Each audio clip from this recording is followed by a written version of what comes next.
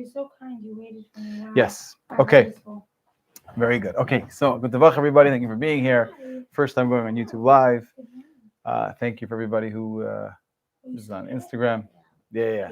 I figured it out. Oh, it's all good. Oh, they could hear me in the background. Yeah. Okay. So, want to say hi? Okay. Okay. So this is a story of the Rebbe Marash. Rebbe Marash would pass by a certain inn often when he would go outside the city. He would go sometimes on rides to get some fresh air to clear his mind. He'd always pass an inn, but it was owned by a yid, but he would never go inside. Now, one time he told his wagon driver to stop. He goes inside the inn and he sees that there's no one there except for kids. The parents aren't there. Mother went to do an errand. The father was out doing work. And he sees the kids there and he sees that they're not learning. Normally, right, kids in a shtetl, they had a malamed, someone teaching them. So he said, where's your teacher? So they say, well, our teacher, he went back home, because in those times when malamed, their teacher, not everyone had in the small villages, not everyone had a schooling system. So they would hire someone from out of town and they would go back to their cities for Yom Tovim. So this was in El, right before the Yom Tov. And so their teacher, he went away. So the Rebbe Marash asked the kids, what are you learning? So the older boy said he's learning Chumash, and the younger boy said he's learning Tehillim. He learns how to read Tehillim. So the Rebbe Marash says, okay, I'm going to test you. He says, bring me a Tehillim, and he starts to ask the kids to read out of the Tehillim. And that's what they do. They start to read, and he's saying Tehillim with these boys. Meanwhile, the mother comes back home, and she hears. She saw a wagon outside. She hears that the Rebbe is saying Tehillim, and he was saying it with such a moving voice. He was saying it like with a sad tune, and she didn't dare to come and interrupt, so she just waited where she was. And the Rebbe's voice was so moving that it started to elicit very strong emotions in her, and she started to cry without knowing why. And the Rebbe finished saying Tehillim with them. He went towards the door, but he didn't leave. He waited for a little while. Doesn't say in the story how long. And then he comes back. And he says, let's say another round of Tehillim. He says Tehillim with them, and then he leaves. Now the wife, comes, and she's very much impressed, and it's made a big impact on her, and she's waiting for her husband to come home to tell him what happened. It's already in the evening, or after. It was later in the day, and she and her kids are waiting for the father to come home, and he's later than usual. Okay, time passes, and it gets already very late into the night, and he's not there, and they're very, very worried, extremely worried. So they're getting more worried and more worried. Finally, at midnight, they hear knocking on the window, and it's the father knocking to let him in. They open the door, and he comes in and he faints. And so he asks them. So the wife, she asks him, what happened? After obviously they revive him, they wake him up, they give him a drink of water, he calms down. Mother asks him what happened. So he said like this. What would he do? He would go and deliver whatever it was to the farmers, around the, in the town nearby. And he went to one of these farmers, and this farmer would pay him with produce, right? It was like kind of they would trade, yeah.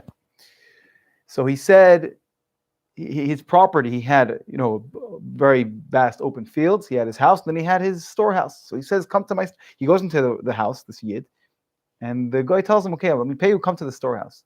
They come into the storehouse, and the guy blocks the door. He says, I'm going to kill you. So in the beginning, this Jew thinks he's joking. They know each other for a lot of time. You're going to kill me, huh? And he says, I'm serious. So finally, so then this Yid starts to beg for his life, and he says, "Stop! I made a decision. I'm not changing my mind." Fine. So he no. So no. So he's looking for his axe, and he realizes he left his axe in the house. So now he has to go get it, but he doesn't want the Jew to run away. So he happened to have the reins of the horse, the reins, the what do you call it? The reins? Yeah, in his storehouse. He happened to have them there, so he ties him up, very very tight.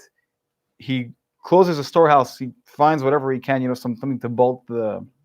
So he didn't use a lock. He just found something to bolt the door, and he goes into his house. Meanwhile, Hashem, sent someone to help him. The guy's wife. A person? The guy's wife comes home at the exact time he leaves. Oh. She had to look for something in the storehouse. She comes, she sees him there. So he starts to beg her for his life. She says, "Listen, my husband is a very violent man. If he finds out that I let you go, he's going to kill me." So he says,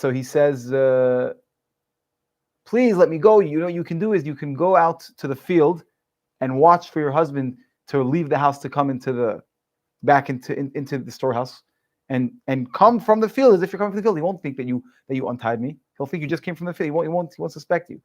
So, and he's begging her, and she can't. She has too much rachmanis, so she lets him go. And she couldn't. She was too good-hearted.